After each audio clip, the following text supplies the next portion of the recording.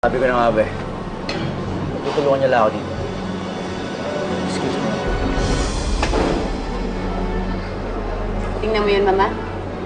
Imbis na makapagbate, walk out pa. Hayaan. Kakausapin ko pagbalik niya. Kasalanan kasi lahat ng babae yun. Nag-aaway kami ni Jonathan dahil kay Isabel. Kapag nakita ko talaga yung babae yan, humanda siya sa akin. So, stress eating po ba tayo today, madam? Or gusto nyong gumawa tayo ng action plan para sa mga mukatos? Just lang.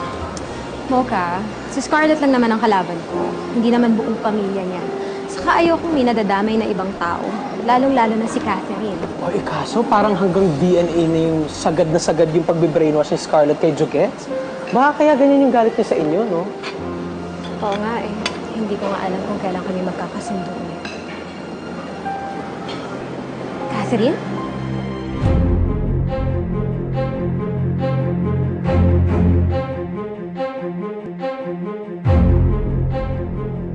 Ewan ko ba dito kay Scarlett? Sinumbong ba naman ako kay Tita Matilda? Na keso kinakampihan ko rin si Isabel. Pare, may dahilan naman sila, kaya nagtatampo sila sa'yo eh. Ba't ba mas kumakampi ka na kay Isabel ngayon? Excuse me, Mama. Meron lang ang kailangang iligpit dito. Yes, Scarlett. Anything I can do for you. Hindi ka lang pala kriminal, no? Stalker ka pa? At nagawa mo pa talaga kami sundan dito. Kasi sa pagkakaalam ko, hindi ka naman mahilig sa mamahaling restaurant. Ang hilig mo dun sa karinderya. Oy, teka, excuse me.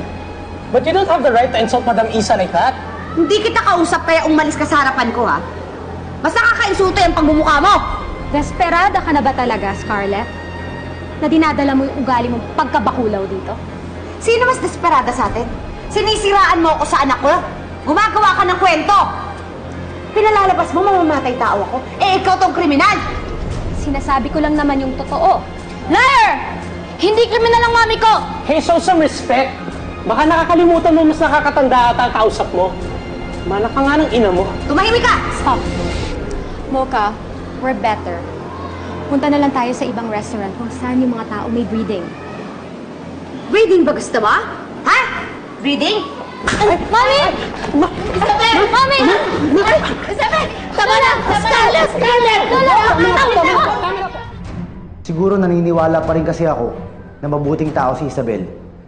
Na meron siyang mas malalim na dahilan kung bakit pinipilit niya si Scarlett yung nagpapatay sa kanya.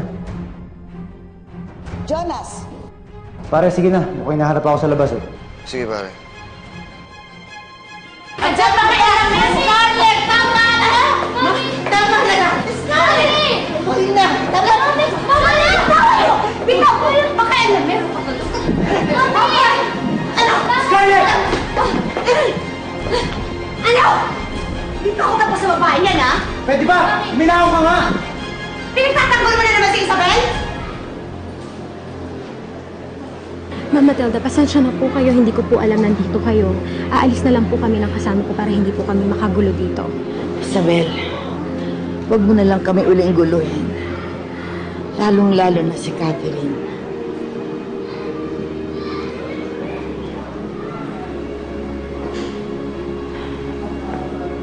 Please lang po. Leave us alone.